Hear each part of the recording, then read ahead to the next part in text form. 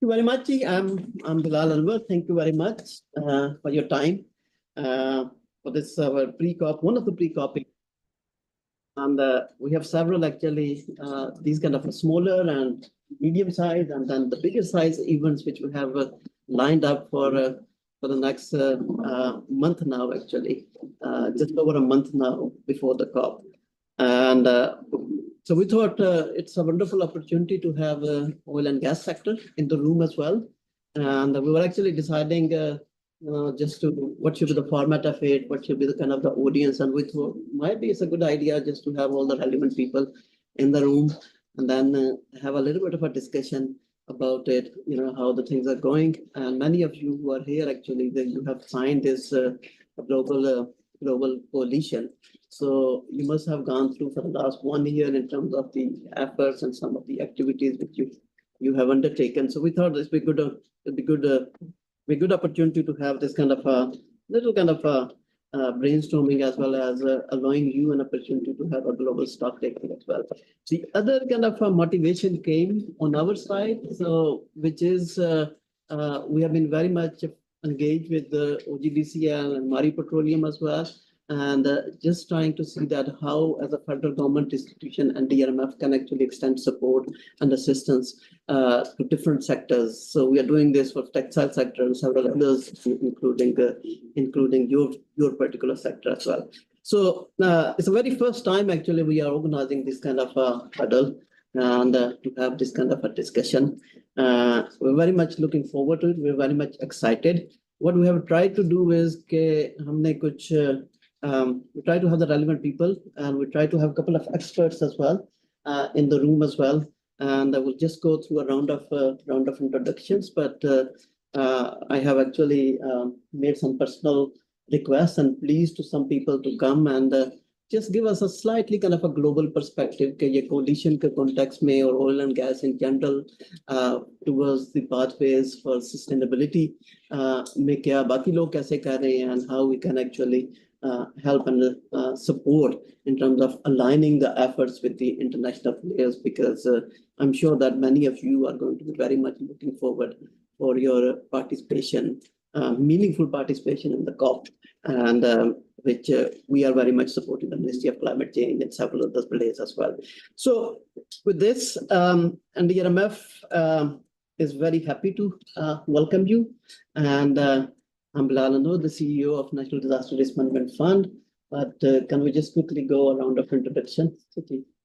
My name is Sajid Aslam. I'm a partner in SpecReco LLC USA. That's specifically focused on sustainability reporting, transition plan, data, technology, and advisory.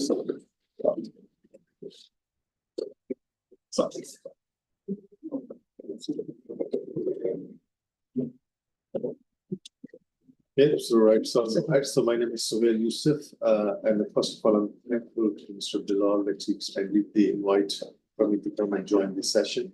Just a bit of background by myself. I've been with oil and gas industry for over 30 plus years. So it's been a long journey. I started my career at KOC, first post-Gulf War, and leading from there, worked across the globe through BP, which in my corporation for the last 25 plus years. And surprisingly, I was talking to one of the colleagues here who exactly spanned a similar kind of a trajectory which I did. Predominantly, I've been working in the finance, digital transformation, and sustainability related initiatives.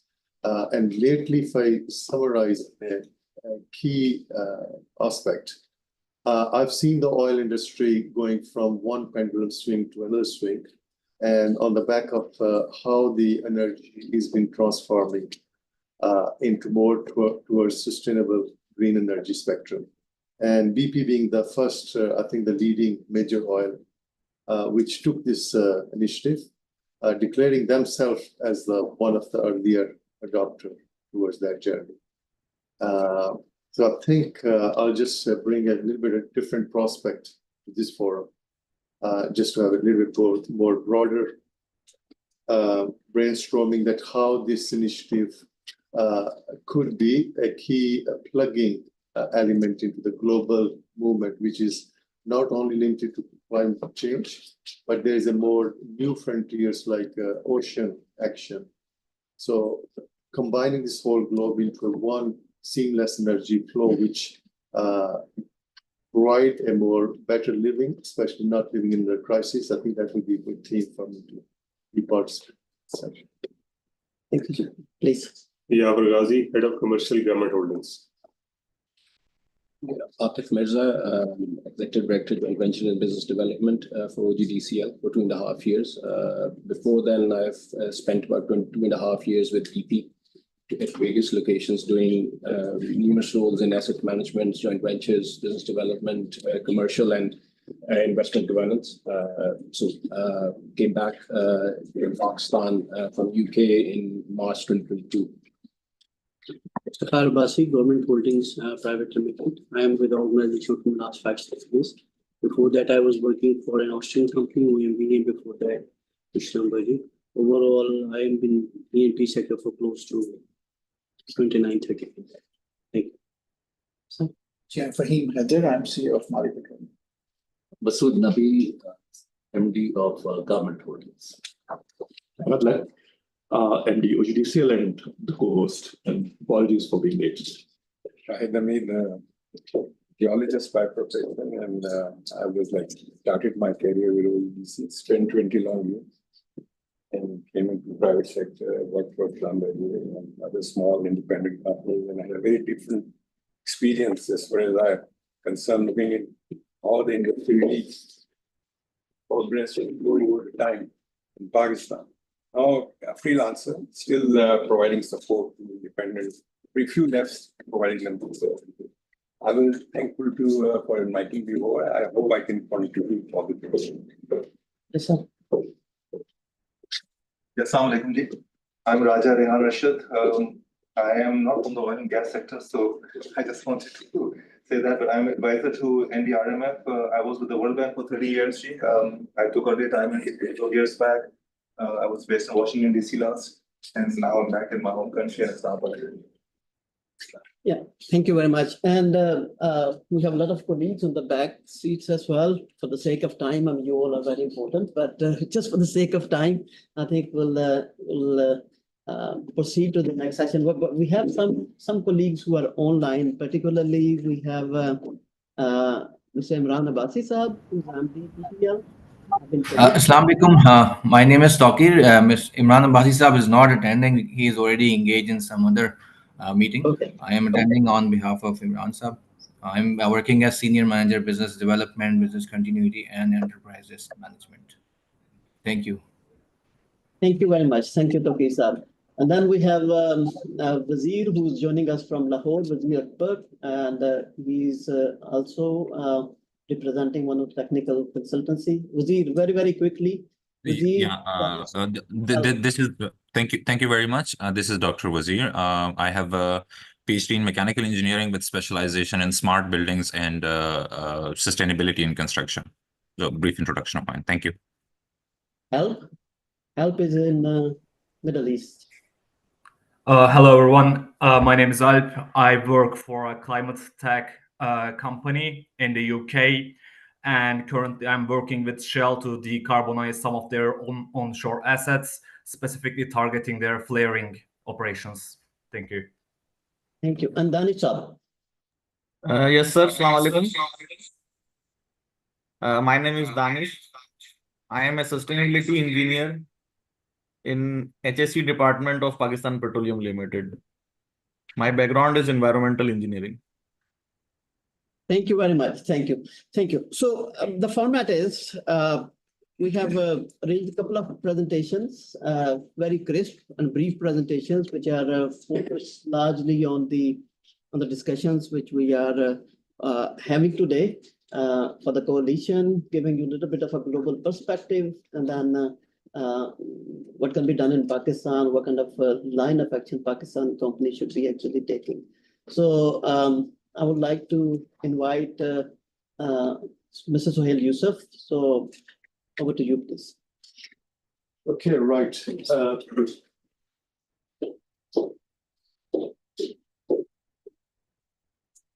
Right.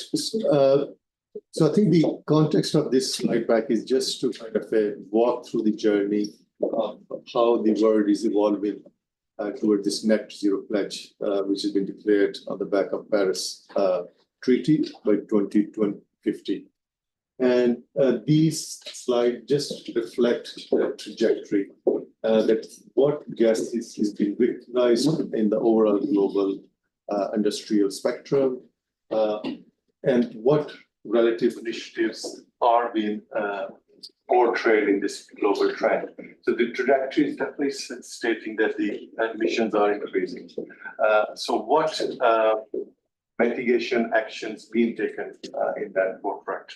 So I think one of the key reference guidance which I got from Bilal was that the oil and gas sector of Pakistan has joined the charter of OGDC, which is basically a methane pledge, which emerged on the back of course, the backdoors of Paris Climate 2025, but it got re-endorsed into a very structurally way in Glasgow 26 COP.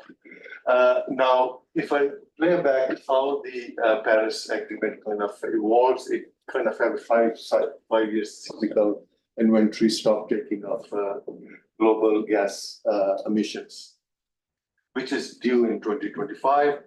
Now, the charter which oil and gas sector of Pakistan has joined, it has been part of this OGC, which is an CEO-led organization which was established again as a part of in between before COP26 and in between 2025.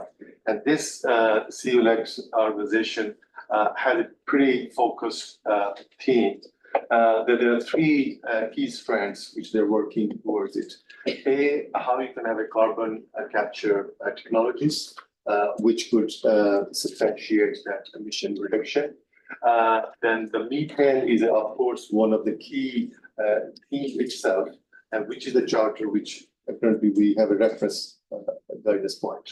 And the third is, of course, the low carbon fuels, and that's a more around sustainable emission fuel kind of example, that what can be done in that space. So if we play that construct in our reference point of discussion, then OGDC is the charter which on the back of COP28 is being promoted, and that's quite extended to all major oil and gas sector corporations. And the key observation from there is that the collaboration has to be done at a global level. So it could help to de-accelerate the emission trajectory. And then how do we achieve that net 2050 target? If I play that construct in this global trend, and then we will walk through how it's kind of a reference to the Pakistan emission trend. And this is a more like global database where I think you have lots of non-profit oriented corporations, NGOs, they collate all that information just to kind of provide the spectrum of these emissions. So this kind of reflects where Pakistan's kind of a emission is, which is not in substantial terms at the global scale. But in compared to, just to play one key point, the UK emission, if 10 years back, was quite substantial in metric tons. But their trajectory is now pretty much even less than Pakistan emission. So they have progressed towards that, achieving these net zero targets on a pretty substantial form for the last 15 to 20 years, with that mindset that there is a market which is going to emerge in coming years, which is pretty much a carbon offset market, and how those carbon offset market will play as a global shift from a emission-based industry to a more low emission-based industry. So I think this is kind of just a reflection on that way. And then, of course, if you look into the global the information, the Pakistan's long-term strategic directions are not as detailed or articulate as rest of the world is progressing in that direction. I think this is kind of a key observation which you can see from that trend. Now, and just to kind of building that constructive way of moving into that direction, which we are while we are here at this forum. So the OGC Charter, so that charter is being signed in COP28, and that's the first time the oil industry really kind of acknowledged as well that there is a need for us to kind of look into a more internally as well. So all these 10 points, which are kind of part of the charter, globally, let's say Western economies are the economies which are pretty much embracing these initiatives.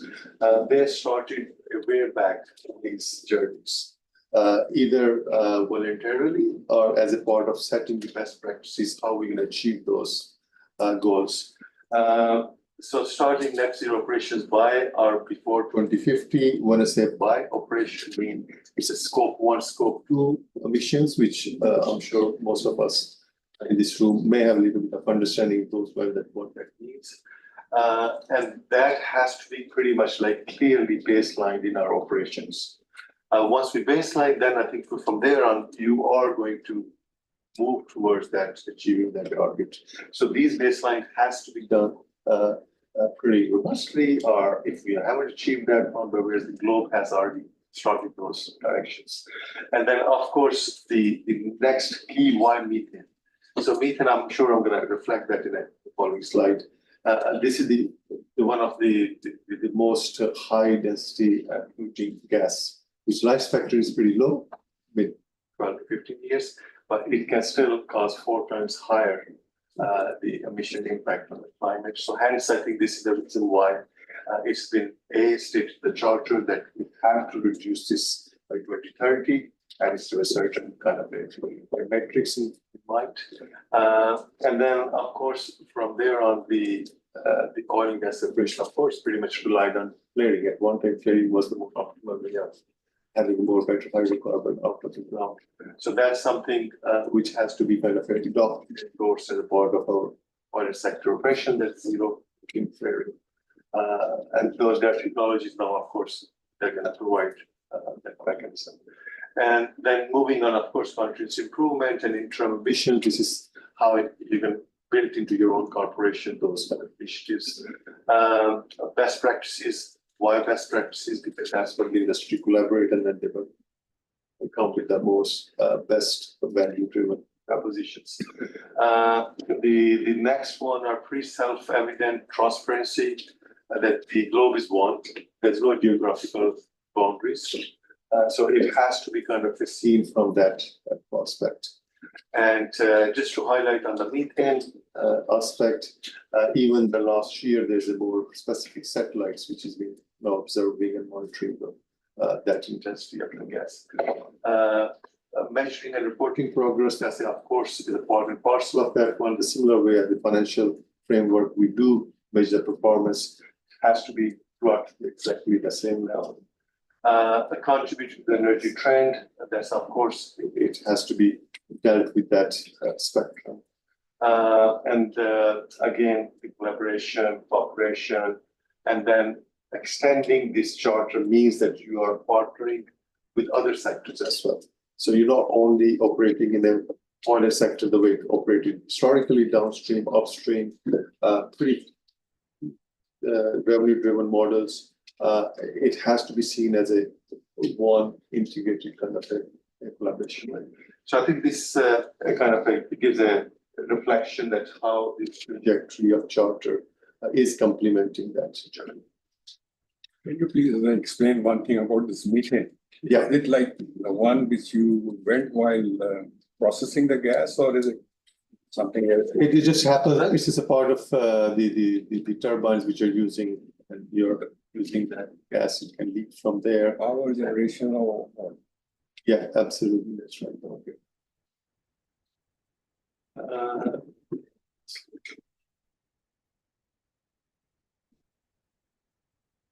No, you need to go back. Would you?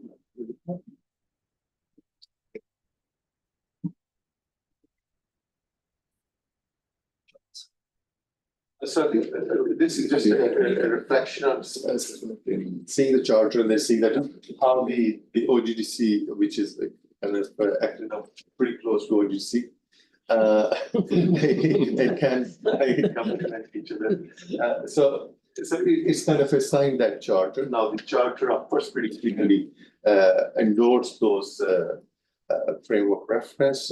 The sector has kind of pretty much agreed on those themes which are emerging from there. But when it comes to kind of moving into COP29, which is pretty imminent, then how do we reflect that kind of association with the charter and how it's going to be kind of is viewed and perceived into the intertwining way of how the climate journey is progressing. So I think that's where it's not been broken down to the level that it becomes as a more like a measured way of reflecting.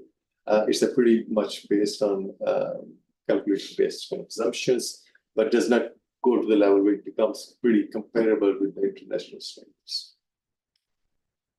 Now, so I think this is kind of a key. That's why methane. That's where this charge is one of the key things is, and so it's pretty much reflects the molecule, which is quite intense. Lifespan is less. Science kind of gives you an indication that if we tackle this one, we at least are blocking that above 1.5 or 2 degrees climate change, which is pretty obvious from a scientific standpoint.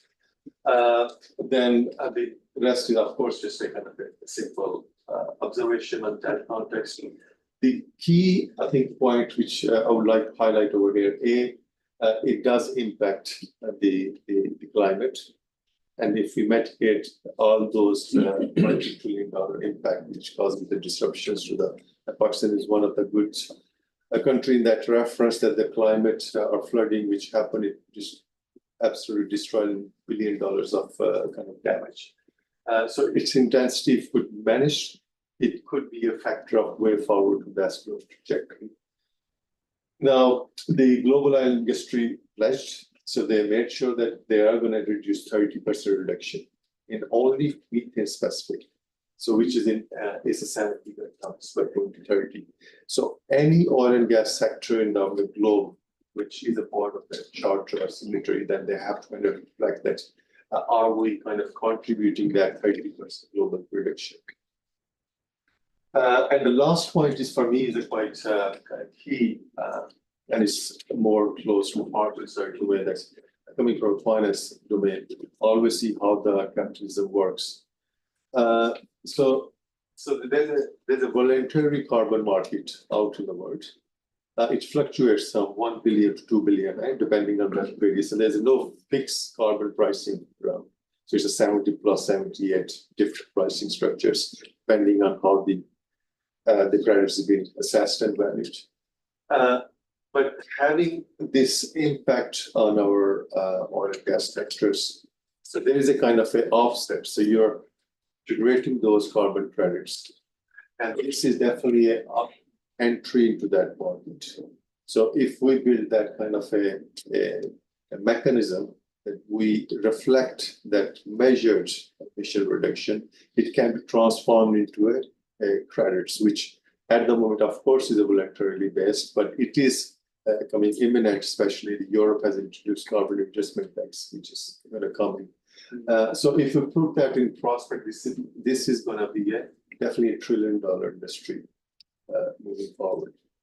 So it would be worth having a little bit of a framework around. So it's just a reflection based on best practices around the world, or how the oil companies are transitioning from only energy from oil-based sources to other. And how are you going to meet this charter? So your emission theme has to be pretty much focused. So it's a measured, not calculated. So you have to absolutely make sure that this is being scientifically done. And then digitally monitored. So I mean, it's been a phenomenon for the last fourth industrial revolution has provided human so much optically visuals that we have that capabilities and the technologies that we have to transform that into a digital landscape. And then the third is more like a true performance management view of it. So you see as a emission as a molecule or as an item, which has to be looked as a very tangible way. And then set the targets and then ensure that that management does overlay that two technological aspects. Now, it has to be reported, it has to be measured, it has to be monitored, it has to be reported. And it's a key component for us to move towards the low carbon industry sectors. Now, it has been pretty clearly understood that the decision making around the maintenance or any intervention has to be factored into this measured, monitored reporting mechanisms. Because these are the one gives you a clear decision making. What do we do in terms of any leakage of that one? And an example I always kind of play in my head.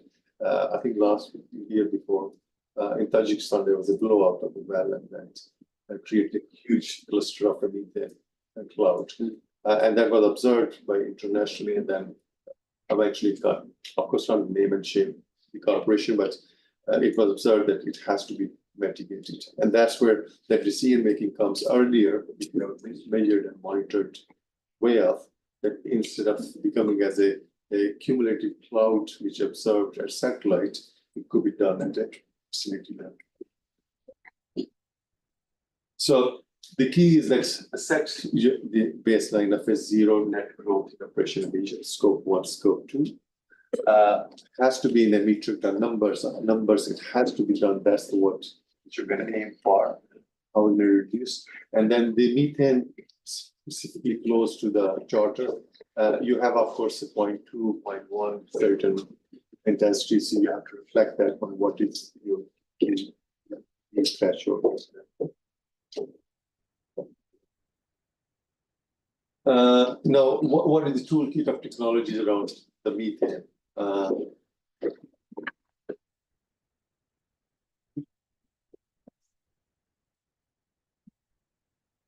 So I think it's just of course, the colleagues who are in oil and gas industry, they're pretty much familiar of that aspect. That there's a cumulative emission, which is, of course, is just growing with the atmosphere, and we'll have no precise view that where it's going to come. Then fugitive is another. I think my upstream colleagues will know it very well. Flare efficiency. These are the kind of three themes which you can look at. But how these emissions emerge from the variety of sources. So it's in terms of a satellite measuring takes a cumulative view of it. And then as a whole facility, you can take another view. And then continuous monitoring is another view of looking at that facility, and then how you're going to improve the flare combustion efficiencies. And then the quantified leak detection, I think is the standard practice, how you're going to show that one. But the key point on this slide is that there's no one set technology we can fit for one facility. It is so diverse in that sense. So you have to kind of look around toolkit and what will be best fitting for that facility. And then, of course, it has to be optimized through a cost benefit analysis.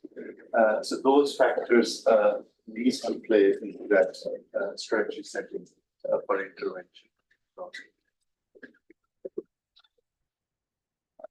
And this slide kind of reflects a similar theme that there's no as such an in-house capability sometimes in the sector. So you have to have a technology vendor of partnering, which allows to provide you that continuous monitoring, observation, and geospatial views, because that can become as more like collaborative as well, because they can share with the global rest of the system.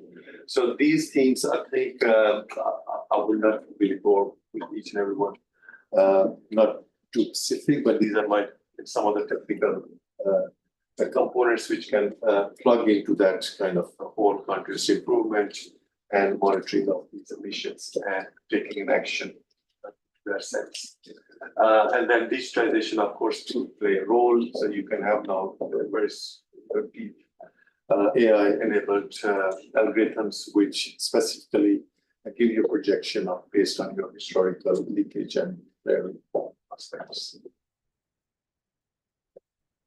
So this is just an example case. So that's a very huge awareness that there's abundant oil wells, especially in the US. So there are millions of abundant oil because of shale gas phenomenon. Then, of course, the bond at that time was pretty nominal.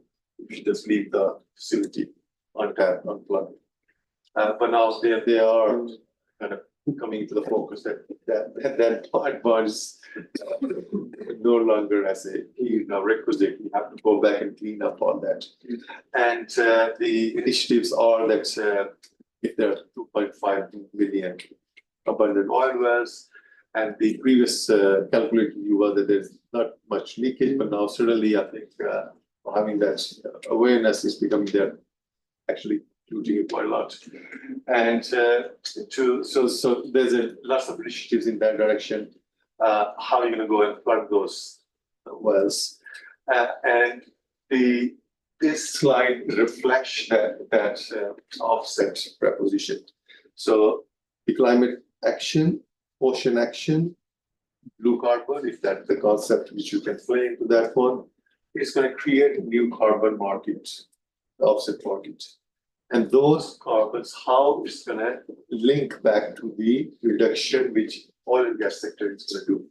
So basically, if you think of any investment which goes into barrel of oil, if you build, let's say, maybe industry standard 20 cent per barrel, it's going to increase because of the carbon management function introduction into your operations, then what's the value return on that one? And this slide kind of gives you this example, which is pretty close to my understanding of how these markets can function. And so you're going to operate, which is going to basically, you're going to plug the abundant oil well, but you have to measure that emission which currently is like that's your baseline inventory. And this is your basically offset credit. And that will be valuable in the international market as carbon adjustment tax are introduced. So if we do that, plug that one, we monitor that emission reduction sustainable way. And then you are going towards a verification of gold standard bodies which are going to vet those reductions and qualifications of those translation into a global emission registry. So that's where I think those are going to sit as a vetted your offset effort. And then the third is that's where the climate change and the impact comes, that you're moving into a derivative market of a carbon offset. And that is a sale of carbon credits. So you are having it on your balance sheet and a credit which will value based on the way the carbon pricing works. I know there's a counter argument that it's not functioning, but it exists. It's been embedded so much into our financial system at present. It's not going to go away soon. And in that context, you are saying, yeah, we got that one at some stage whenever you're going to either sell it, whatever you cross trade within your own industry. Let's say you're increasing your new exploration reservoir, and you are going to offset against that one, because that's your pledge. You're saying you're going to have a net zero operational efficiencies in that sense. So this is just one example, and that kind of show that you have two things to climate net zero, which is going to, when you retire, that offset of carbon credit. And the other one is, of course, the value propositions will come out of it. So this kind of sets the whole theme around that where we are in that terms, the oil and gas sector of Pakistan pledge against the international charter. Just one, can I Sure. ask a question here? Well, we do understand and forgive, we don't have that kind of an international base. It's like this methane part is like something I'm hearing right now. Sorry.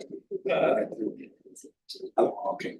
So this methane part, it's like, normally our understanding is that it's like a carbon credit, but how we translate that in whatever measures the companies are taking into carbon credit get the benefit of it. So it's a, I think I'm sure Mr. Bilal, you can give a better view on that one. So I'll leave it to you on that. No, thank you very much, and thank you for the question. I think that one of the reasons which actually motivated us as NDRMF joining hands with OGDCL and several others is exactly to kind of provide you the technical support to convert either it's a methane or SN2O or it's other 5 or 6 gases, and how to convert that into carbon credits. Because as Suhail Bhai just mentioned, that is a recognized financial instrument. It's an asset. And that can play quite a significant role either on the net zero side or actually on the value proposition of it. And even on the net zero, you actually retire it, cancel it somewhere in the registry or in your own transaction log. It still has a monetary value which need to be factored in. And there's a whole process, and I'm sure that Sajid's quick presentation after this is going to be shedding a little bit more light on that as well. And it might actually sound new in Pakistan, but there are few people in the room who actually built their entire career, including myself, on conversion of the different gases into the carbon credits. And I started my career in 1999. That's how old it is actually. So we're going to go into a little bit more discussion about it. I had one question actually. Please. Referring to your earlier slides where you were saying, okay, we have to basically do the monitoring and these kind of things. Obviously, when you are measuring the things, there are industry standards in the E&P sector where you can measure basically how much gas you are flaring and so on. But are there any guidelines available from the platform itself of OGDC that tells you, okay, this is how you are going to monitor it or measure it and how you are going to report it? There are, Definitely. They are available. Yeah, definitely. Yeah. So I think that kind of links to that slide as well. So if global initiatives and organizations, right? So there's a global methane pledge which happened, and then there's a global methane partnership which and then they have an international methane emission observatory. Okay. So all these initiatives kind of kind all that technical aspect and the best practices, and how those practices then can be kind of adopted across oil and gas industries. So answer to your question, yes, there are those practices and observations in the international forums. Just a follow-up question to that, Ji.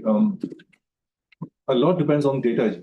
Absolutely. So there's going to be a lot of data that is going to be generated. Now, one of the issues that we come across in almost all sectors and industries is that data is being collected and reported in different formats or it's very inconsistent.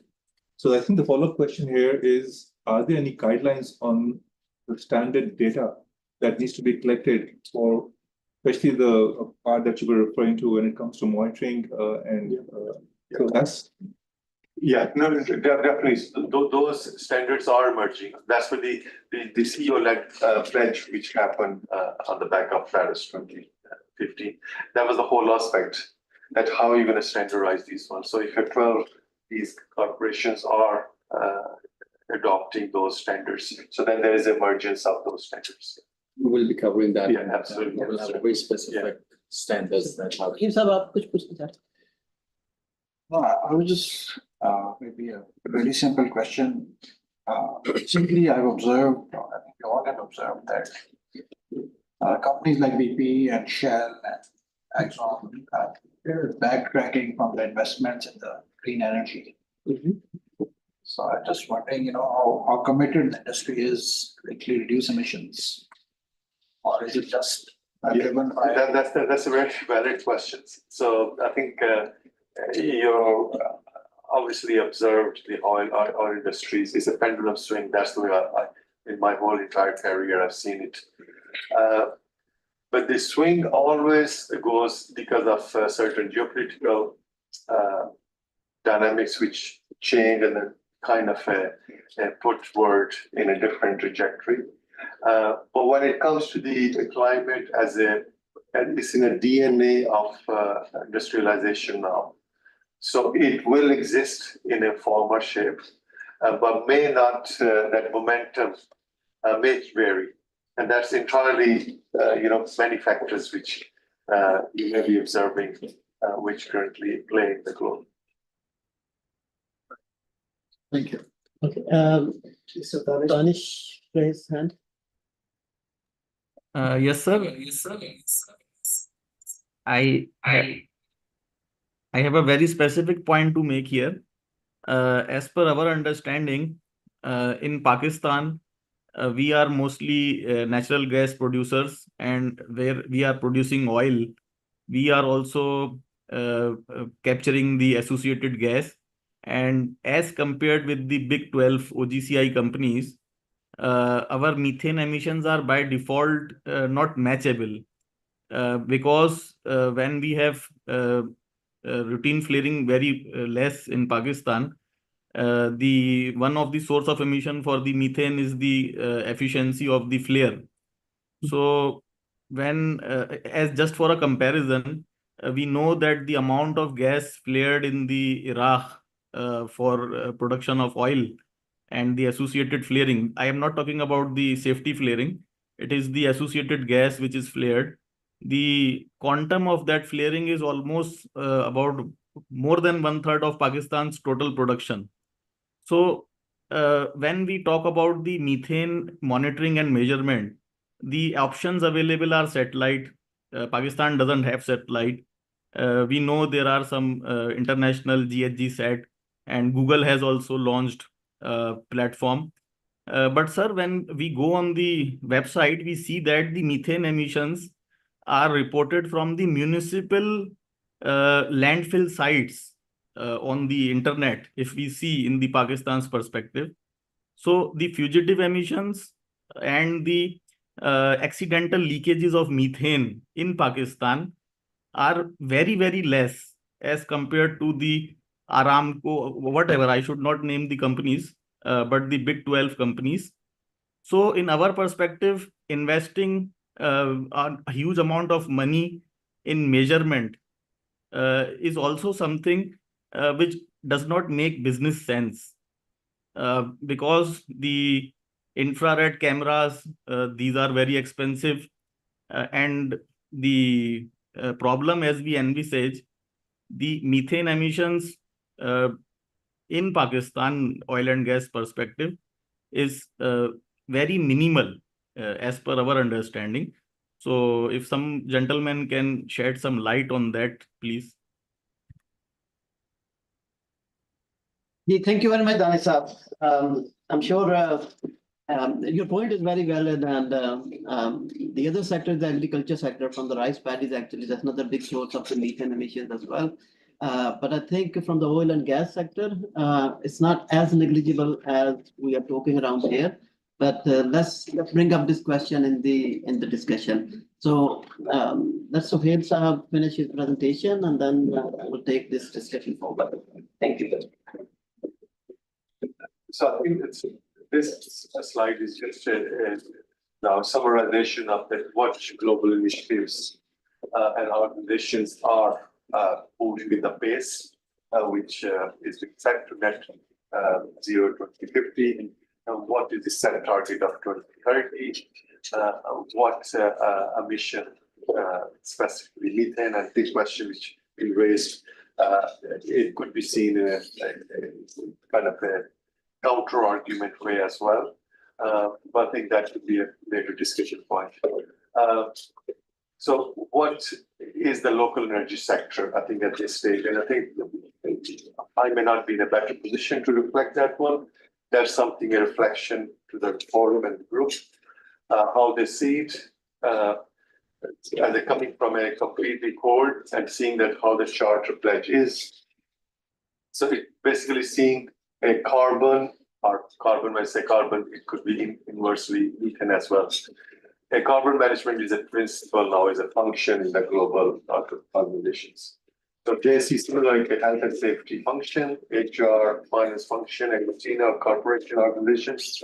Carbon management is a function itself, which runs through the thread of the organization, ensure that measuring, monitoring, and reporting, and then it has an accounting impact because of carbon offset market, which is on the horizon. And I will only reiterate is that carbon adjustment taxes which are coming for the countries or geographies markets which have already done this trajectory for the last 10-15 years of effort. So they have those credit offerings in the market, emission trading systems. So the key, I think, takeaway from this one is that have international collaboration in any form of shape, especially carbon capturing theme. As I mentioned, sustainable aviation fuel is another aspect. And an example I can only quote that one of the conference which took place years back, all these executives were flying in, they were demanding for sustainable aviation fuel even 100% extra cost. Because that's one of the pledge which has been emerging out of the global business. So as much these integrations is with the global corporation organizations, with the clearly defined accountability of that carbon management function within the organization. So it could be hosted from the health and safety function organization standpoint or in the true operations. And I think with that note, I'll kind of wrap up that presentation in the sense that that at least gives some triggering thoughts. Thank you. Thank you very much. Thank you, Sailbhai. Any quick questions before we move to the next one? And we can have a discussion. We can park the discussion after the second presentation if you like. I have a follow-up. Please. Follow-up on an earlier question. One of the things that will come out in this upcoming COP will be that if we go on your current trajectory, the world is never going to get to net zero. Even if there's a very aggressive pace of transition to renewables, even then you're not going to get to net zero.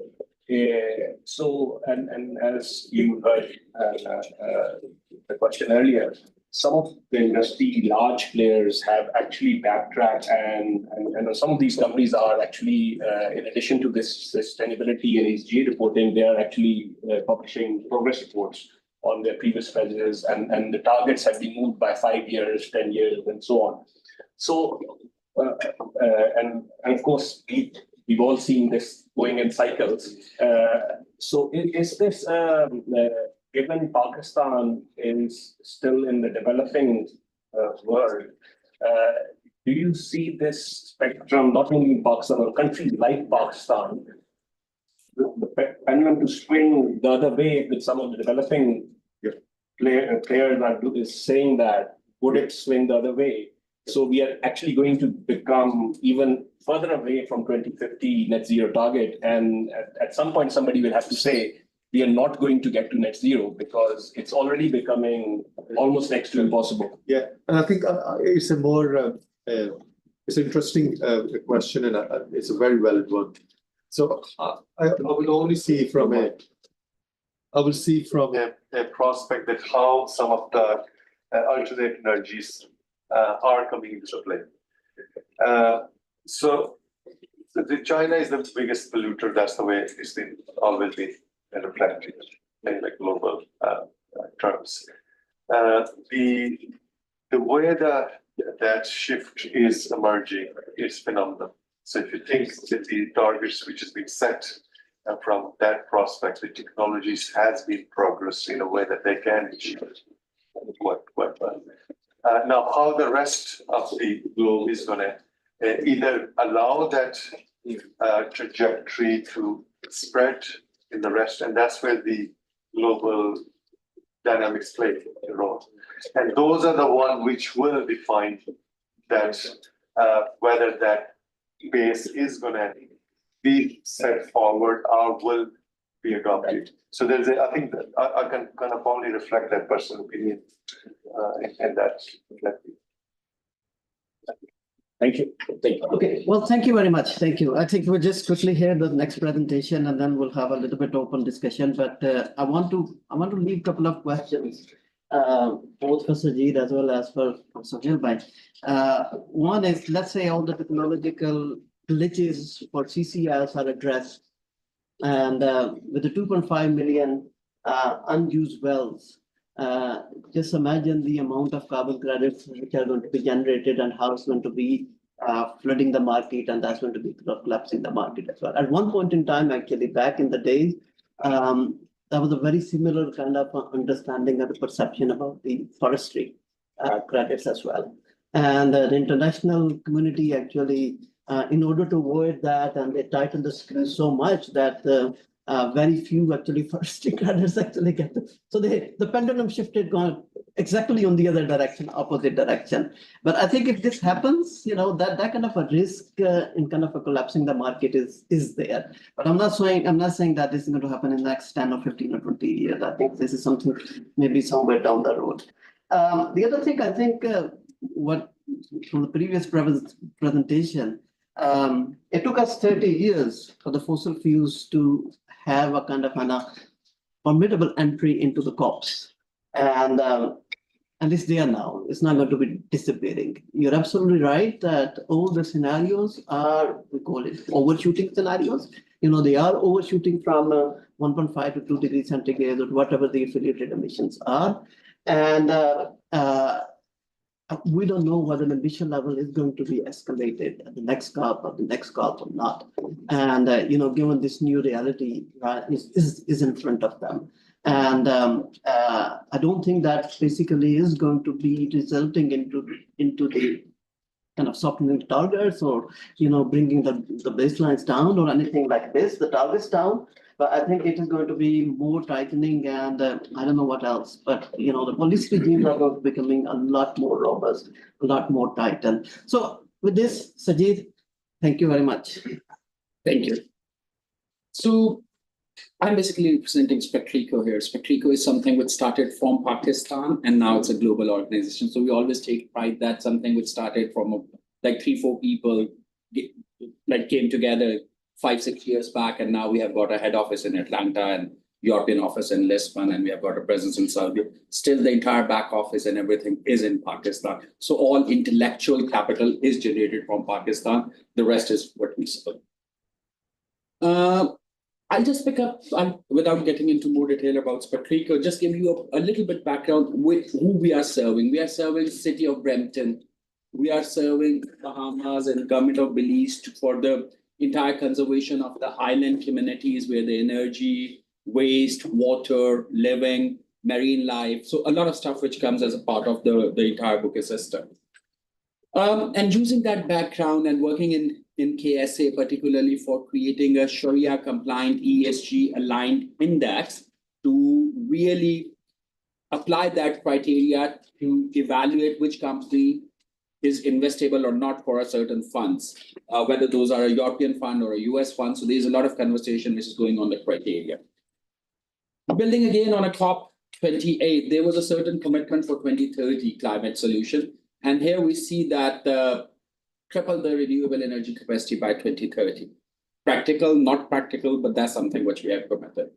Transport again goes for the decarbonization, and the energy and the oil is one of a key area. Again, when we say green industrial revolution, energy again become one of a key component. And that's what we were talking about, equitable finance, that how, if anybody is doing well, how they can really leverage that, the carbon credit thing which came out there. So if I'm really managed to reduce, avoid, or remove the carbon from the atmosphere, can I get the credit for that? And whether I get the credit at a right amount, whether it's a $1 or it's a $75. So how I'll price it, how that entire mechanism works. So there is a certain regulation and we will see that. And nature-based solution. And luckily that we were not aware of that confirmation of all that. Couple of days back, we released a one paper on a carbon credit for Pakistan. And that was based on a nature-based solution. And we are having a one webinar where the Pakistan and the KSA is going as a case study for FDI, carbon credit, and economic opportunities. And that's where KSA, the oil-based industry, is going to be a case study, how their PIF has used the different mechanism, what they are doing right now, even it's an oil-based country or oil-based economy. Just look at that. Where do we stand, in fact? So first we have to see globally who we are. The United States, we hear a lot of controversy. They are still in an amber one. So they have moved from a red to amber. European Union is pretty much green. Middle East is, because it's a number of countries, so it's between red and amber. China is amber. They are coal-based, they are amber. And their target is not 2050. There was a question whether we can push the target. So their target is 2060. And I know the Chinese companies who have put a net zero target 2075. So not 2050. But it's the aggregated things that how the direction is moving and which direction they are going. So most of the countries are going with the Paris Agreement and 2050, but the countries have started measuring, like the Swin subset, and evaluating based on the current trajectory when they will achieve that.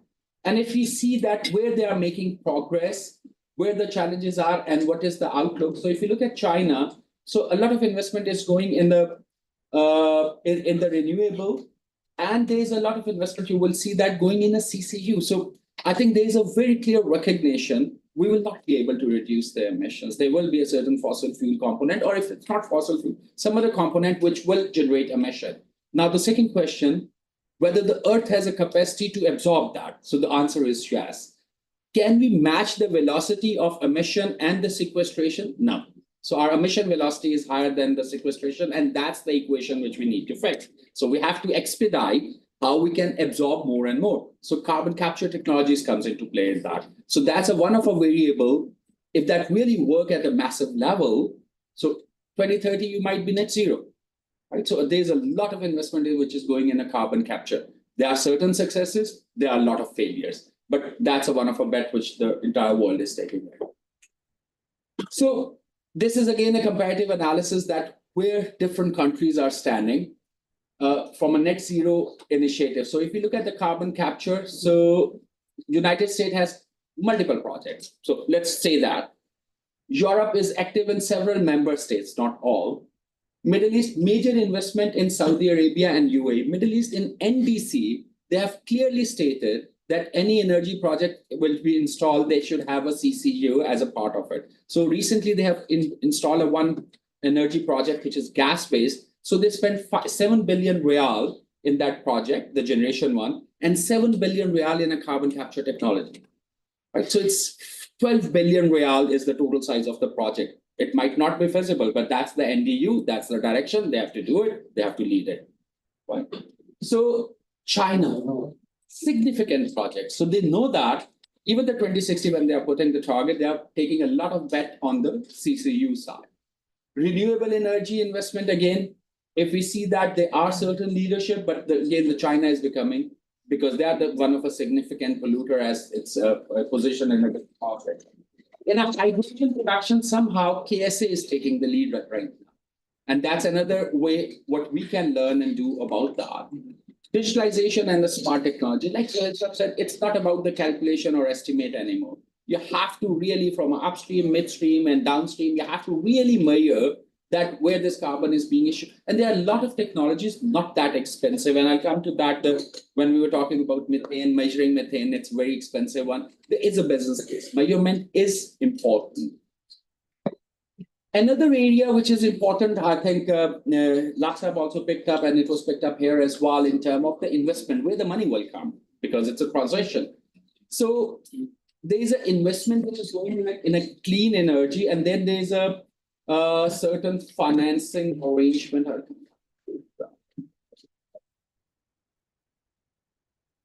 So when we are looking at the different investment side, so you will see significant federal funding. The companies are spending in the R&D. There's a government support, and in Pakistan we are still, there's a certain things which we are trying to figure out. Even the GCF, GE fund, and then the lost and damaged fund. So there are a lot of funds which were created, but actually really mobilizing that money is one of a challenge. So availability of money may not be. The mobilizing that money and bringing it to the right partner is a one of a key challenge. And the RMF is also working on to anchor certain such products where the money can be channelized towards Pakistan using some of the financial instruments. Regulatory regime, if we see that Europe is leading in the regulatory regime, and we are still discussing there was a discussion on the carbon pricing. We don't need a carbon market in Pakistan. We can still use an international market while we are building a market. And there's a very significant change since 2023 when we were talking about the carbon credit. There was a time in UK you can pay somebody £10 in Philippines, they will put a tree, they will send you a certificate, you will use that as one of a voluntary offset. Not anymore. In Pakistan, a lot of people really approach the government, give me 100 acre or 100,000 acre, I'll put a tree there. Doesn't work like that anymore. Even with a billion tree. And now there's a very significant thing. There's a lot of wind projects, if you remember that on the sun side on a 59.5 megawatt one, and they were on the CDM, then they upgraded to their VERA standard. Still, they are unable to find the right pricing. Even something which is registered in Germany, it's $2 to $3 or euro. That's the price which they are getting. And the key issue, unable to substantiate the co-benefit. Delta Blue, very successful project. With the change of the law right now they also have to really demonstrate that whatever the fund they are getting in terms of the proceeds of the carbon credit, where those are deployed, whether those are going to generate the carbon or it will emit the carbon further. And when we say carbon, it's the 7 gases, including methane and everything. So whether it will generate further emission or not, if we are unable to substantiate that in that flow through the data, that's mean the price which I'll get now will be very different the price which I already got in the past, because the regulation and the standards have changed. So once we are talking about an effort which is for the avoidance, removal, or reduction of the carbon, we have to really see that what are the co-benefit, how the data is being measured, reported, and then we can talk about the right kind of pricing for the carbon credit. I'll pick up the carbon credit again at the end a little bit, because there's another dynamic, not only the carbon credit as a ROI, but the carbon credit as an access to funding. We'll come to that. Regulatory regimes we discussed, the community engagement programs, again, public consultation with NGO Pakistan, very strong community involvement in Europe. In fact, with the ESRS in the new reporting standard or in place for everybody, not only for the financial sector or oil sector, everybody, they have to demonstrate how they have engaged the community, what was the feedback, and how that feedback is incorporated in their materiality assessment for the material topic and reporting, and how they are measuring further. Now, what are the key requirements in Pakistan? Pakistan is likely to adopt IFRS S1, S2. That's something, the direction which Pakistan is working, and most of the Commonwealth countries are working. And if you look at it as one of a minimum areas, that there was a question that do we have a guideline, do we have some framework? So yes, now for Pakistan, we do have a framework, and it's internationally acceptable. So it's not the framework which is for Pakistan, that's an international framework. So there are certain, if we look at there, so there are 8 items which need to be reported. Disclosure of the risk, integration and the financial statement, so the financial risk as well, governance oversight, and we will come to the key metrics, particularly on environment. Scenario analysis. So if you do this, what will happen? So 1.5 degree, 2 degree scenarios, so you have to really talk about that. Stakeholder engagement is a part of that conversation. Transition plan. So it's not only that, there was a question that now we have to really report progress. So there's already standard, if not today, in the next 1 or 2 years, this is going to be the part of it. And I'll show you one piece where the SCCP has already mandated that, and they have started asking the question, show me how you are doing it. Alignment with the global standard. So how this particular reporting is aligned with TCFD or GRI. So you have to also report that. These are the key metrics which need to be reported. And if you look at that, there's a proper calculation, there's a GHG protocol, there's a formulas, there's a emission factor. So if you have measured the economic activity or a physical activity, then there has to be a certain component that how you convert that. But measuring the activity and monitoring the activity is something which we cannot get away anymore. So these are the key elements, and that's I've just picked up from an environment perspective. There's a social and governance side to that as well.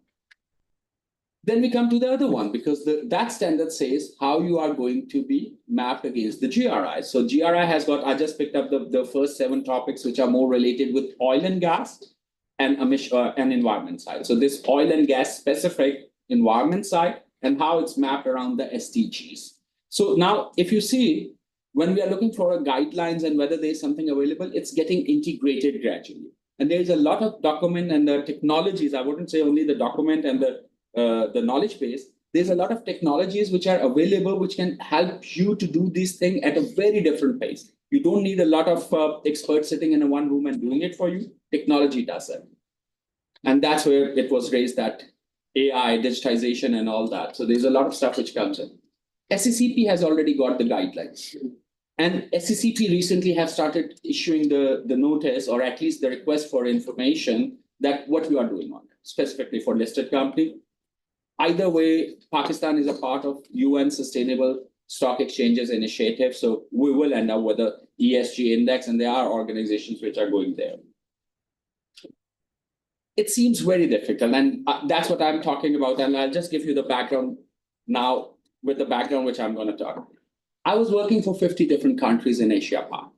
I was a key person on behalf of ACCA who was picking up the sustainability and the public financial management with the different governments. When the government of Indonesia has created a $500 billion climate and the NDC, which requires 500 billion one, we were working with their state-owned enterprises to consolidate the balance sheet using the IFRS and the business combination one, and they got $680 billion worth asset out of that one balance sheet. Again, financial instrument. So they can back that one financial instrument backed by that 680 billion, they can fund their entire NDC of 500 billion. So these are the kind of work which we were doing. There was private sector, there's oil and gas, there's capital market, there's a government sector. So we worked with all of them in quite extensively. And then with SpecReco, we have got a presence in Europe, US, Saudi. So we are looking at the infrastructure, real estate. I'm qualified in an ESG investing. So just giving you that introduction, my view and my learning so far, it's not that hard to start. It's a very simple thing to start. These are the things which sometimes, like we can understand in KSA, whenever we talk about just commit and start. They said the thing which we know and we fear, and I'll again go back to one of our Indonesian example. Our fear is that when we will measure scope 3 and we will report scope 3, the entire value chain, whether it's a textile or whether it's anything which is being exported, and they will start incorporating that carbon emission one way or other down the road, the CBAM regulation or the carbon tax regulation coming across the board will impact our economy or our share in a global supply chain.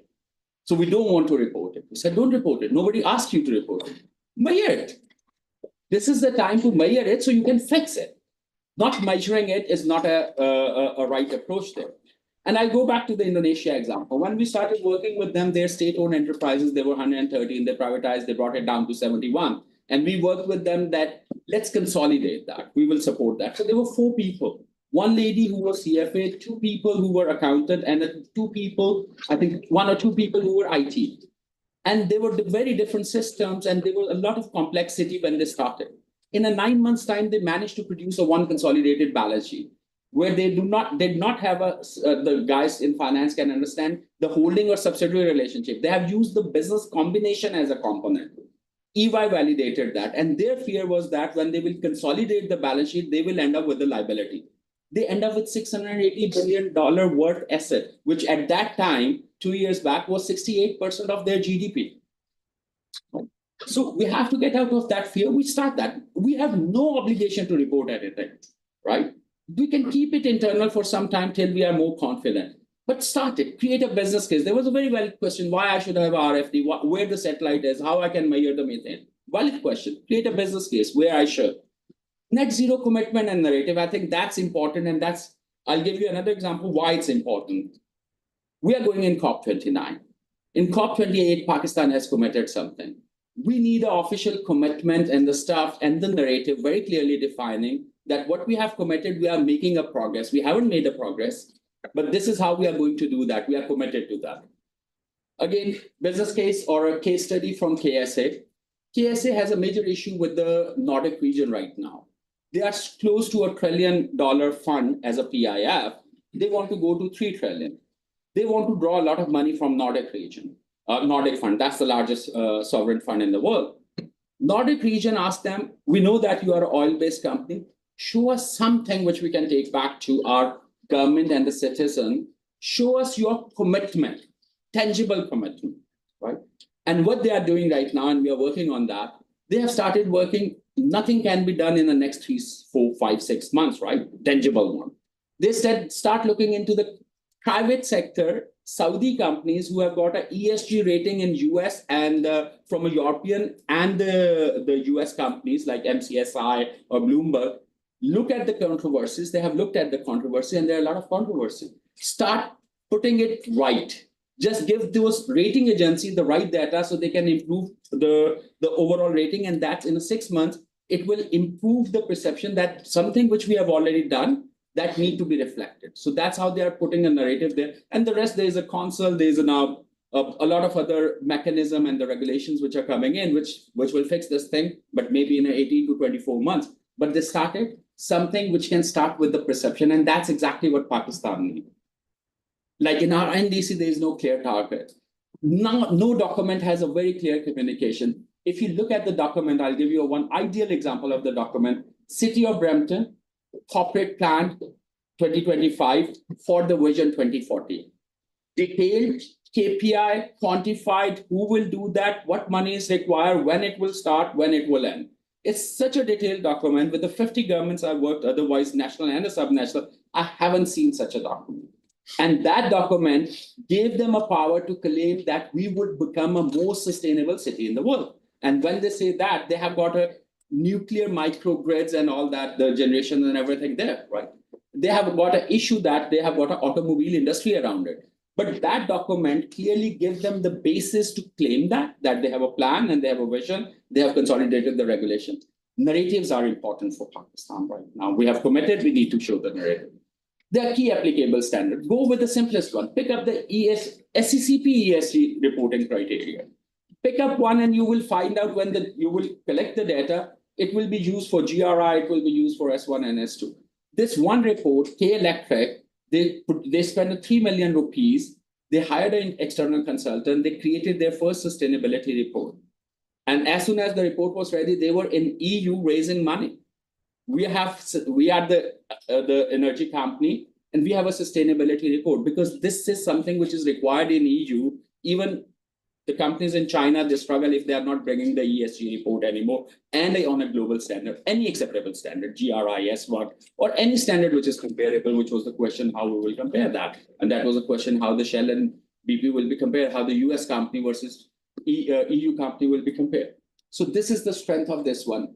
Inca is the largest body of the contractor in China, and they have a capacity to create cities with their own money and lend that money to the government. That is that. They are being rejected in the international bid because they were unable to produce ESG report, which is based on a global standard. They have ESG report or CSR report, or they have got 10 other reports as well, but not on an international standard. Pick one standard, start reporting it, don't publish it, but start using it internally, use it with the key stakeholder, with the banker, with a maybe investor, maybe some government one. You don't have to really publish it and get it assurance right now. You have time. Baseline, like Suhail picked up, transition plan, we have seen that there's a list of things which we can start, and we can start with the simplest one, the targets. And like we really pick it up that the targets being revised multiple times. So nobody gonna hold you accountable. Nobody knows that whether these targets will be achieved. Those may be revised. So be bold, commit to a target, and start working towards that. And every year update it, whether it's going to be achieved or it's going to be revised or it's going to be delayed. That's totally fine. Data collection, calculations, and the management. I think that's a tricky area where a lot of technologies are available. Even SpecReco has got its own platform which can help you to integrate the IoT sensors, blah, blah, blah. And I'm sure there are 10 other, you are in oil and gas, you have got many other platforms which can help you do the same. Dashboard, sustainability report. End of the day, produce one. You, as an organization in Pakistan, you have no obligation right now, mandatory obligation to publish it for public. But the management should know, right? So that's something which should be our starting point. So going back to the fundamental, it's not that difficult. We have seen that around the world. It's just committing and starting. We will make a mistake during that entire journey, and we are allowed to do that. That's why this voluntary, this transition period, this regulatory regimes, this discussion is happening. We have to really get out of the fear and create something so it's creative. You never know. you might end up with a $680 billion worth asset, like Indonesia ended up. So you never know. The carbon credit, which might be sitting there, you don't know unless until we start measuring it. And there's a lot of things when you start seeing that this is the bulk of carbon credit. If I sell today, it's a $1. But if I go back and I create a trade agreement with UK and Pakistan and ETS or China for that matter for their compliance marketing, and then I do it on their regulatory regime, so that $1 carbon credit may be $75 worth carbon credit. But the first thing we have to quantify what we have. So that quantification is an important element to start. And carbon credit has got its own dynamics. I would suggest that this is one of the area where Pakistan has got a lot of opportunities in technology-based solution and the nature-based solution, both sides. Again, this is an area where we might need a little bit hand-holding. I think there are a lot of people who have gone through that sitting in this room. Use them. And these people who are sitting in the room, believe me, they are not only sitting here because they have got any commercial interest. They're sitting here because they generally feel Pakistan is on a verge of certain opportunities and certain challenges. We have learned something globally. We are Pakistanis. We started something here. Can we give something back? So I think this is an opportunity where Suhail flew from London just for this one meeting. He's not being paid for that. Right. In fact, he has to stay in Dubai for extra day because something was going bad here. But he came. I came this morning from Lahore, and I was on hold since last night, and I got to know after 8 or 9 that I'm traveling tomorrow morning. And I was having a dinner at home, and I have to announce I'm going to skip that. I have to prepare because I have to leave 3:30 in the morning to cover the risk of the roads. So use this passion, use this knowledge, use these emotions. This is the time. And then COP29 is coming. Do something, small thing, which can help to brand oil and gas and Pakistan together in a better position. So thank you. So I think these are some technical and emotional inputs. So thank you for that. And Bilal, thank you for arranging that. Sajid, thank you very much. Thank you. Thank you.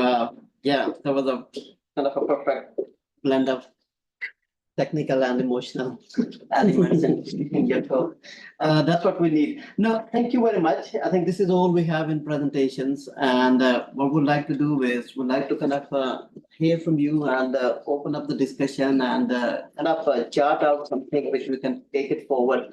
And I want to take an opportunity to thank you, Laksab, as well for kind of supporting us as well as encouraging us to get us all of us in this room. And as Sajid just said, we hear more from a global perspective. As Sajid said, that there's a lot of expertise, there's a lot of passion, and DRMF is being certainly one of those that who would like to support and help and take these initiatives forward. Everything is there from a regulatory point of view, from technology, from monitoring, reporting, verification, and everything is there. Sometimes actually I wonder that, I mean, the first point in your last slide was the business case. I mean, these are the, ये सबक तो हम इन्हें 1999 से पढ़ा रहे हैं पूरी दुनिया को, लेकिन हमारे अंदर की कमी होगी कि नहीं समझ पा रहे लोग. The business case has always been there. Actually, it is up to such an extent that sometimes, and this is something based on my experience with the chemical industry in India and South Korea and several other places, when the carbon credit revenues became so big, so large, in economics we call it a perverse incentive. It created a perverse incentive. The companies can actually produce and destroy N2O destruction projects, and they can actually throw that into the ocean, and they were economically and financially better off. Of course, we do not want to create that kind of situation in the market either, but it's open for discussion. Thank you. Sir. Thank you very much, Bilal, for arranging this event today. An extremely important event from at least from oil and gas companies which are parties to the Oil and Gas Decarbonization Charter. Thank you very much, Suhail Saab, Sajid Saab, for your wonderful presentation and insight. This special thanks to my colleagues, Fahim Haider Saab, MD Mari, and Masood Nabi, who just left here to attend another meeting as well, Government Holding, and Imran Abadi Saab, I think he has just reached Karachi because otherwise he would have been part of it. He missed his flight last night from Dubai. the importance that we attached to the decarbonization, we have already demonstrated it by signing it.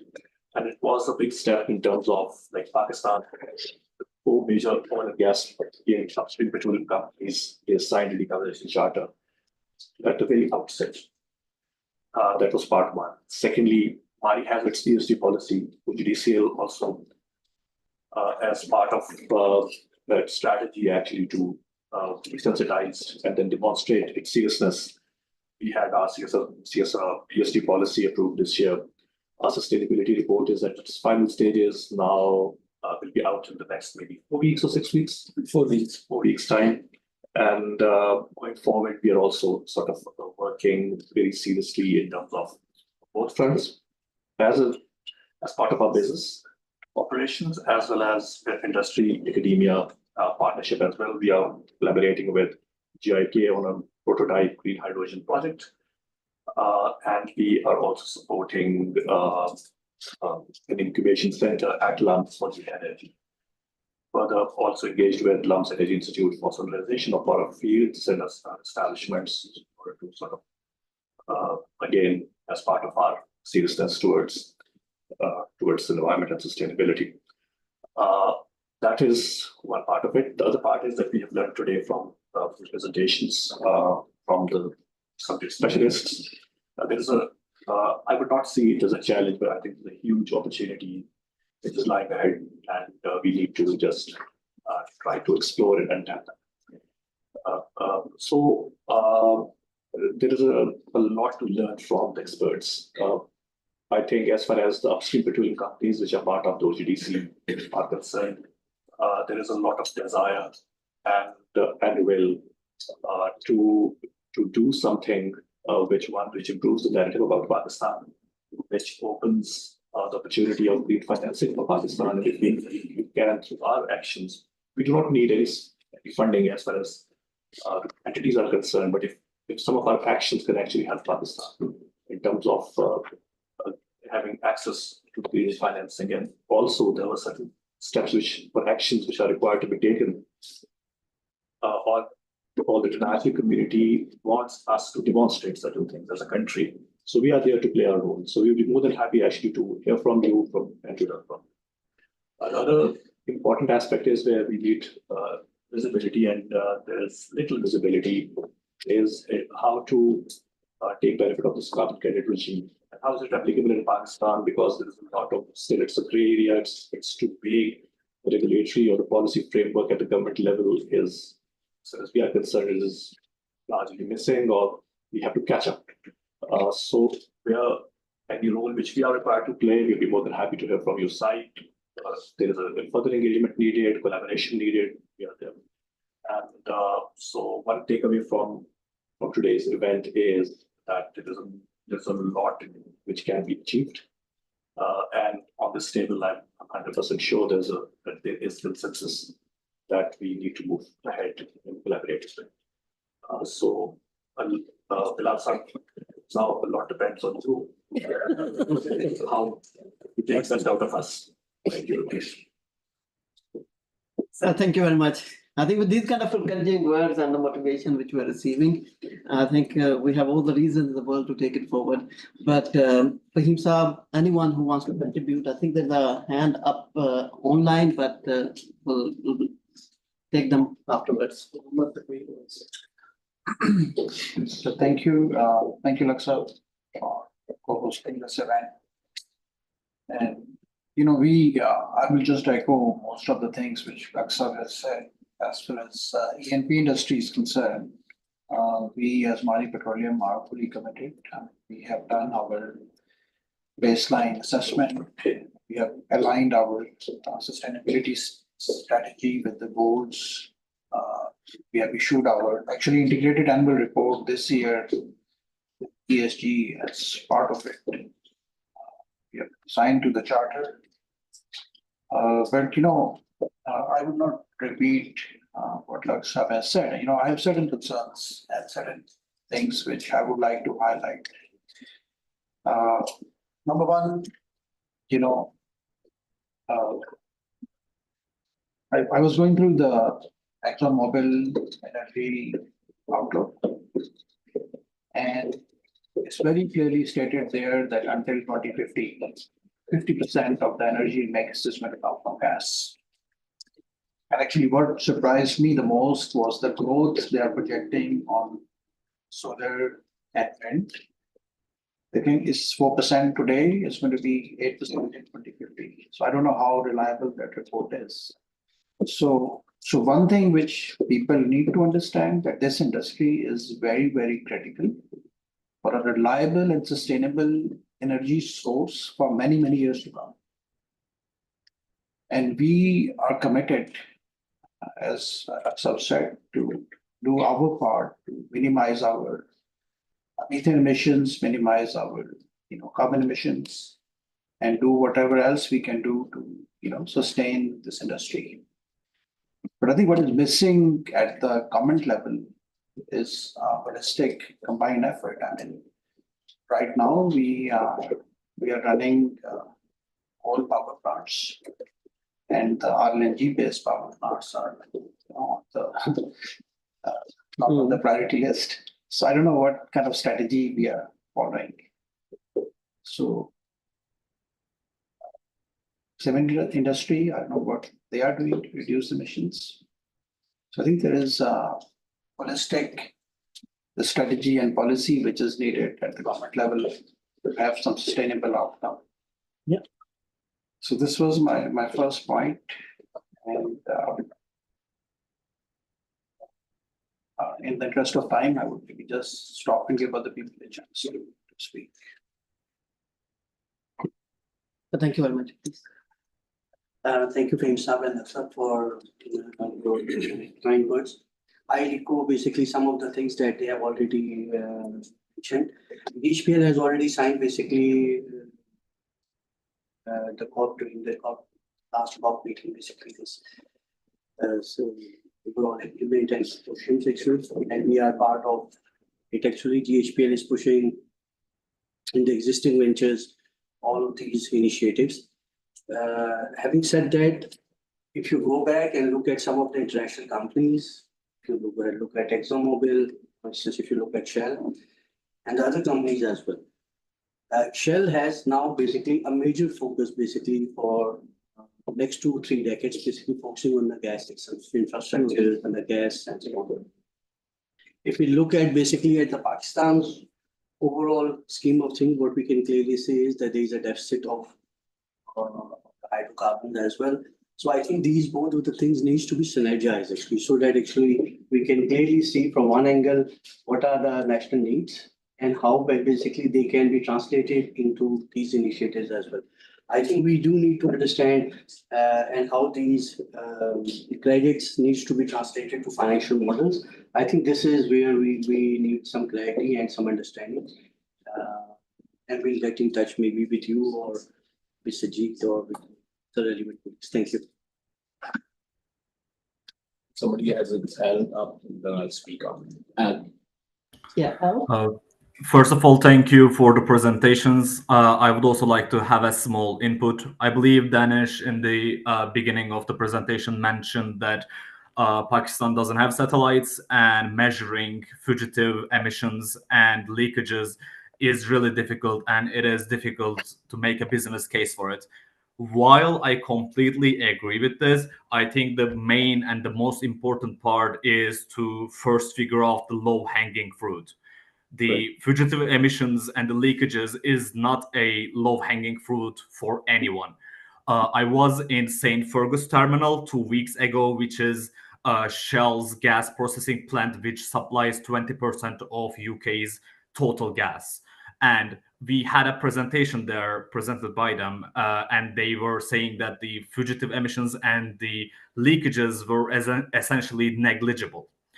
The main part of their methane emissions was the gas processing, the power generation for the gas processing, and the flaring operations. The flaring being around 20%.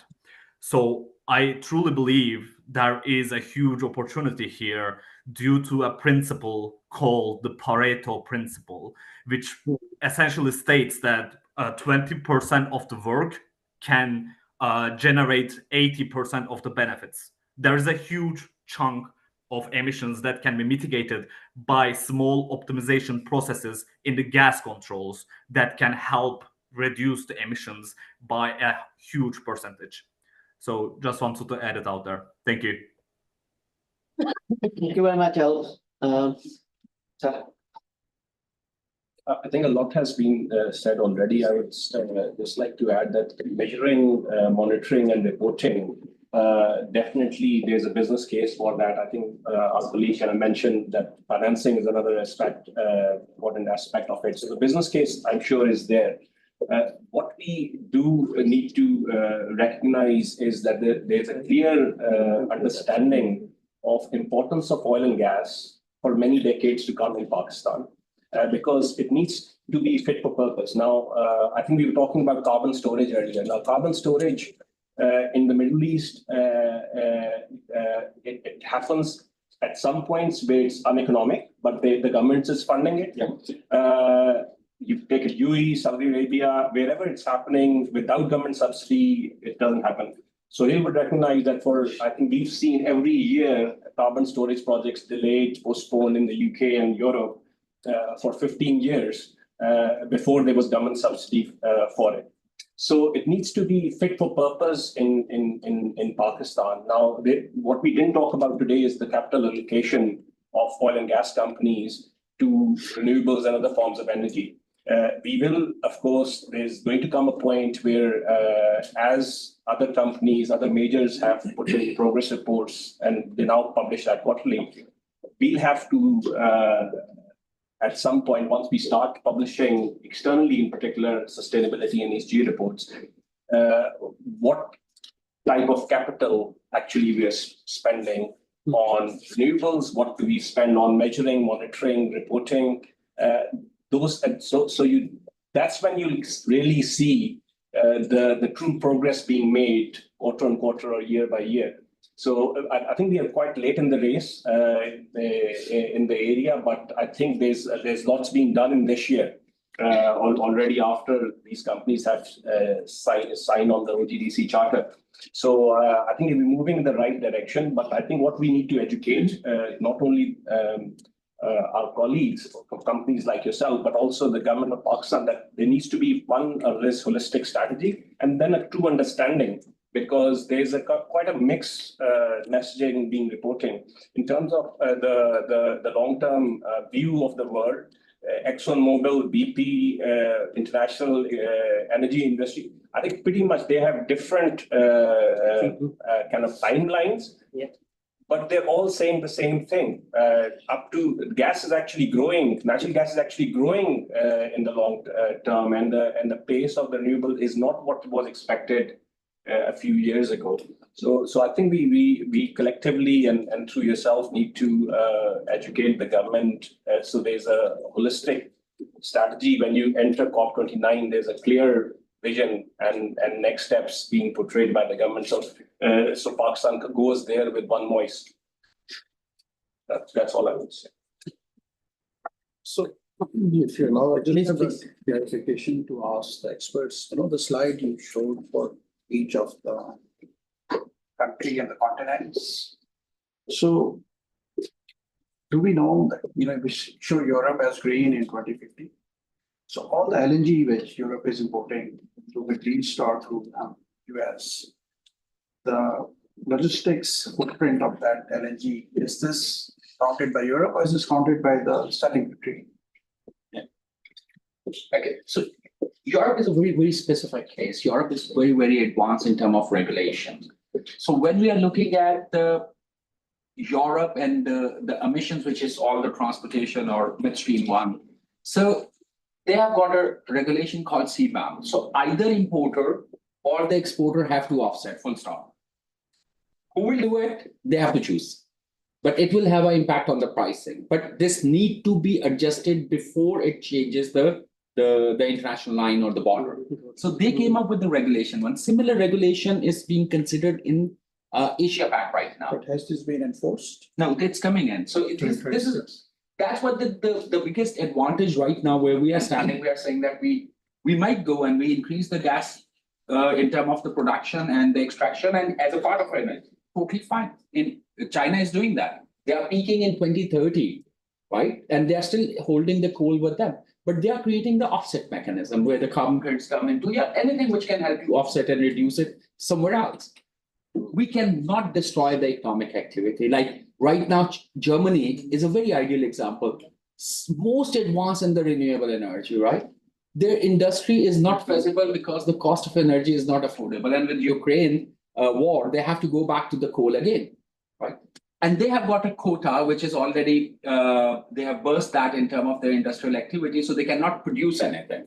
So they have to get the carbon credit, and they are working with the government of Thailand, and they are investing in Thailand to generate that offset to use that in EU. Luckily, EU has a regulatory regime which can help them to do this thing very simply. We are not part of any bloc right now. We can become a part of a China bloc, we can become a part of UK bloc or EU bloc, or we can create our own, which is not advisable at this stage, but we can become a part of any bloc. And we can let them use our carbon credit, or we can go and buy the carbon credit from them, so which is adjustable here. So whether we are saying that the oil and gas or energy sector as a whole should stop generating emission, no, we are not saying that. Is it something which happened anywhere in the world? No. They started with the measuring, and that measurement created that what is the right solution for that particular country. Like Pakistan never chose the carbon capture as a part of the NDC. We chose agriculture as a primary one, right? KSA chose the carbon capture, and they have subsidized it because as a nation they have created that. This is something which we are doing. Now, should we wait for the government to bring the regulation? Or should we take the approach of principle like the US and India does? Industry goes back and say, this is as an industry, we have created something.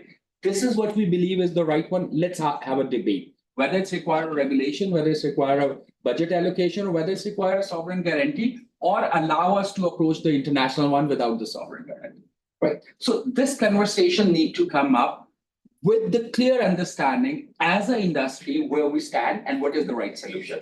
If we are waiting for the government, every government is looking for a guidance from the industry, in fact. It's such an evolving regime. Even the regulations are being guided by the industry. They get deferred because industry asks that. They get changed because industry asks that. In EU, they announce a regulation. We were doing a digitization of that regulation. And in a 4 weeks' time, the regulations were changed 6 to 7 times because there was a feedback coming from the industry and EU was responding that. And then still it was for the non-European companies deferred till 2026, CSRD, the regulation I'm talking about. So I think industry has got that power, but collectively, not as an individual company, but collectively. And that will determine that how much capital need to be allocated, where that money will come, what is the right solution. If I try to use a CCU for cement and you would like to use the CCU for the oil and gas industry, there might be opportunity to have something where the 60% of the components are being created commonly, but we need to talk. Thank you, Sajid. Yeah, I think there are a few messages which are kind of resoundingly becoming very, very clear here. I mean, I think the purpose is not, of course, Pakistan is not, any of the industry in Pakistan actually, any of the economic sector, whether it's a textile or cement or steel or anything else, including oil and gas. I think that's not the purpose, but I think is the writing on the wall, this international wall is very clear out there. And I think what we want to do here is to educate ourselves and then to help us to measure and to see that, okay, where do we stand? What are the upstream and downstream emissions which we are talking about? And are there any mechanisms which are out there which are tested, which are verified, which have been validated already, which can actually help and assist us in kind of offsetting our emissions? Reduction, of course, is a key part of it, but at least offsetting. And then be part of this kind of a global coalition, which many of you have already signed into that. So I think this is something. The other point is the government kind of initiatives. I think one of the big purpose of today's kind of a meeting is to kind of get the sense and then hear from you. And we actually come up with some kind of a tangible solutions to the government It can be in the form of a strategy. It can be in form of, I think regulations, something should be down the road somewhere. We shouldn't be actually that much ambitious about it, at least at the early stage, but at least two or three things actually. The one is that we kind of join hands together, and the ERMF is willing to kind of provide that kind of support to all of you and facilitate you those kind of discussions, as well as coming up with the kind of a mechanism which allow you to share the information, share the knowledge, and come up with the standards which might be fit to you and suitable to your own set of operations, as Sohail sir actually very clearly mentioned that once it doesn't fit. And secondly is gradually we start moving towards coming up with the set of the measures which may actually evolve into some kind of a strategy at some point down the road as well. And that strategy, of course, is going to be helping and supporting the government to come up with the policy regime from there. And so it's all kind of a technical regime which you want to develop at this stage and at this level, and then leave it to the government to come up with the policy mechanisms. So we have drafted a very simple kind of a roadmap, which basically say that we establish a small working group here. You allocate one focal point from your end. We actually allocate some resources from our end. We have somebody on board, either a firm or some consultants on board who actually start putting this information together. They do kind of a comparative analysis at the global, at the regional scale, and see that what is needed to be done. And then, which basically have the decarbonization as well as the carbon market propositions very neatly fitted into that. And then we take it forward. And we start creating some knowledge information products along the way. And then somehow, when you all feel comfortable, we actually pull it together in the form of a strategy, and then we hand it over to the government to convert it to some kind of a policy. So this is something which it's a very rough draft, and it's a proposal open for discussion. Please. Bilal sir, are you planning to have some sessions with some other industries as well, apart from oil and gas, or they are already in your schedules?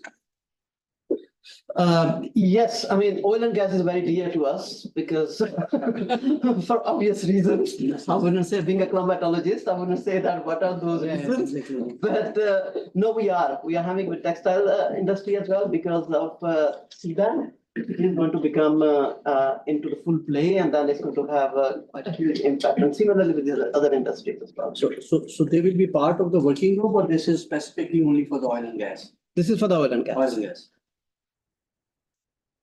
But this is Can I add something here? Well, I think it's really good to see a document already being prepared, sustainability by major oil and gas players. I'm just wondering that one thing, like said here also, it's a real challenge is going to be how to bring in the regulatory regime sort of a thing.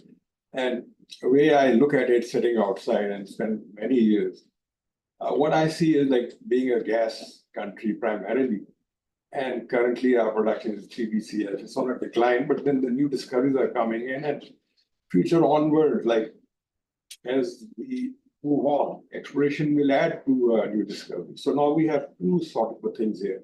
The existing fields, which needs to be like currently we are all aware of it, we need to go into that. They need to have a very separate sort of a thing. So we cannot prioritize short term or long term, but it has to be done at the same time. And Ministry of Petroleum, they're the regulator itself. And the way they are like acting, you can see very recently I've seen the tail end of production or mature field, rather than incentivizing the operators, they have put a 15% discount on it. So at the end of the day, we are in this business to make money. And this is like one of the part where there's a huge, big disconnect basically. And it is a very negative thing sort of thing. It has to be addressed here and there. So we need to connect whatever we are doing, involve all the related ministries which are part of it. It is good to have a business model and we go back to them. And the way the regulator, if they are kept out of this, the whole process, we may not be able to achieve the goal. Because incentives are there, but what is happening on ground is very different. Very recently, I read what Mari has to go through. There was a 15% discount on the policy price of the gas after producing so much. And you're all aware, as you are like mature field, there's more money has to be going in. So they need to also bring in some incentive in terms of if you adopt any development plan subsequent for the newer or whatever you're discovering, they will also be part of giving you incentive. So put that incentive together, that will give them some kind of. Good point. Okay. Thank you, Vlad sir. First, I would like to mention a couple of things I might have perceived mistakenly. I mean, to identify the leakages of methane, we not really need a dedicated satellite because we can hire the services of existing global networks, which are open source primarily. Right. And the second thing is like priority is subject. I mean, there's organizational subject. So you can prioritize anti-flaring or cumulative emission or fugitive or any flaring thing. So you can prioritize. And the main thing is actually you need a clear framework, which is like the good initiative that has been taken by NDRMF and the OGDCL. So you have to go for like short-term goals and the long-term goals. Low-hanging fruits can be taken as a short-term goal, and the long-term planning could be fall in the long-term goals, for which are a bit complicated, and the scope 3 emissions can be targeted in the long run. So, and in my opinion, the CCS is probably not a good option for the OGDCL in Pakistan because of resources constraint and other things, but CCU could be a game changer for that. And obviously we can have various potential, but all these scenarios actually demand for an accurate and certified monitoring. Monitoring is the prerequisite for all the business, where you're going with that. So, because I mean, this the good thing in this oil and sector is because there is a plentiful emissions. You can put any bit of mitigation that will help you out to give you credit, establish your credibility, and there is a lot of practices with, I mean, I would say the low-hanging fruits. Like when we target OGDCL, probably we look in what is the flaring, what is the actually the digging and all these things. But we probably ignore or undermine the management, the cost, the emissions caused by the management, the operations, and the maintaining the fields and all these things. And these are actually the areas where we can small measures and the cost-effective measures can actually give you a more benefits.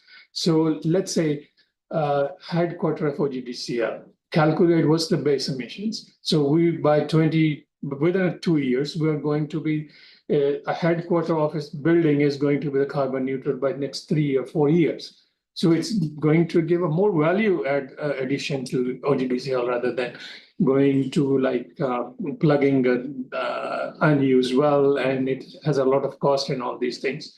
The second thing is actually there are a lot of other ways to go for monitoring leakages, but then you need to document and digitize your operations. That can be done. And for that purpose, I would recommend that OGDCL, irrespective of the government mood is different, you need to go for something like spare some amount of revenue, the workforce, where you can develop your own capacity for monitoring, for reporting, and all those things. I guess then it can help, and you can engage academia. You have already mentioned that you have been engaging academia as well. So this is going to be a win-win situation for all. Thank you. Thank you very much. I have a question. It's not really a question, but maybe just for clarification, and also whether it's going to be part of the strategy that you described over here, which needs to be developed. All the stakeholders who are present over here, they basically belong to the oil and gas industry, if I may call it, and they are more on the production and operation side.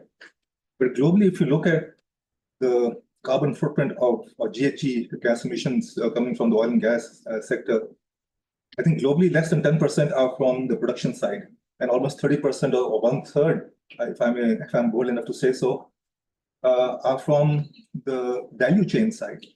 So does this strategy also cover the value chain? Because if it covers the value chain, then we are getting into a totally different ball game.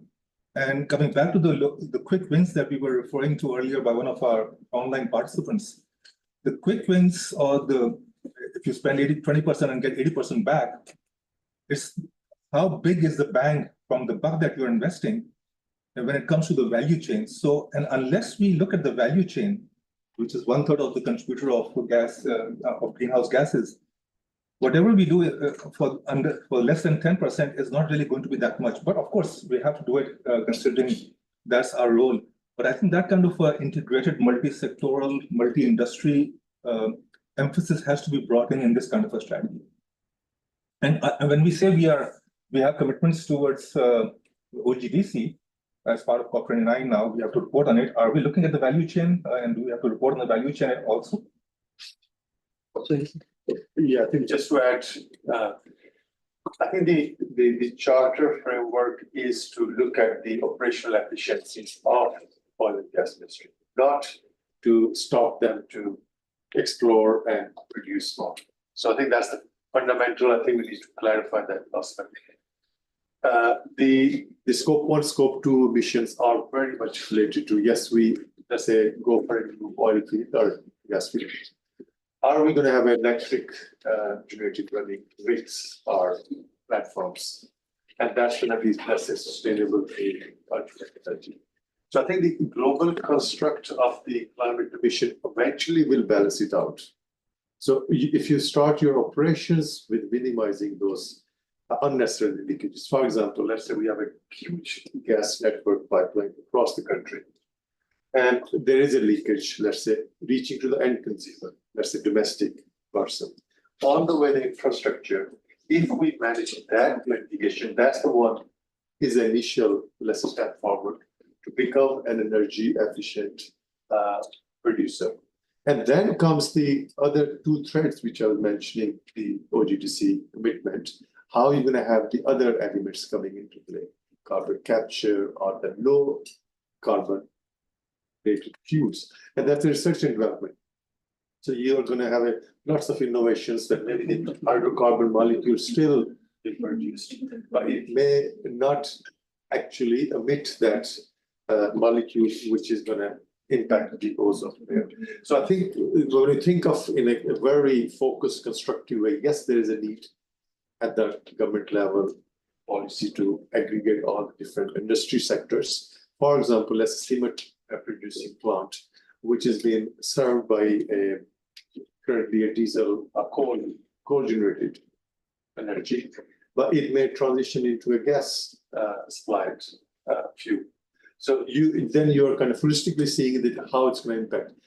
And another example, if you think of it, Pakistan has always been struggling on the electricity, and it's last been through coal generation. So it's a part of the strategy. Now, but at the same time, there's lots of influx of solar, let's say, installation, which is more decentralized. But certainly now your grid is very much based on a capacity building of the centralized producing of electricity, but it's going to be maybe redundant in a way if you are completely shifting into decentralized source. So I think those debates will carry on its own pace. But when we look into the OGDC charter framework, yes, specific sector, it's a very focused that you're only looking at your operational efficiencies, that how that's going to be benchmarked, and that's what the charter is required. It's not asking you to kind of not to go into new ventures or explore new fields, because that will eventually net up. If the whole slide that you mentioned, scope 3, that's it, a net effect. I think that's kind of the view. Well, thank you very much. There's a lot of questions, a lot of excitement, but in the interest of time, I asked Lassab to last few words, and I would like to thank from my end, and you'll be hearing from us. So I don't want to take too much of time because my media head is not going to whisk away without having your picture in there. So you have to spare a few more minutes here. But that's all. Thank you very much. Thank you. I thought I had already stated the closing remarks, but I think I'm just going through this roadmap which you have proposed. Apparently, I think we should be okay with that, and we look forward to actually working very closely and beating the timeline which is there. Thank you. Thank you very much, all of you. Thank you very much. And Rima, what's the next steps? So we have a group photograph in your room. Okay, let's go to my room.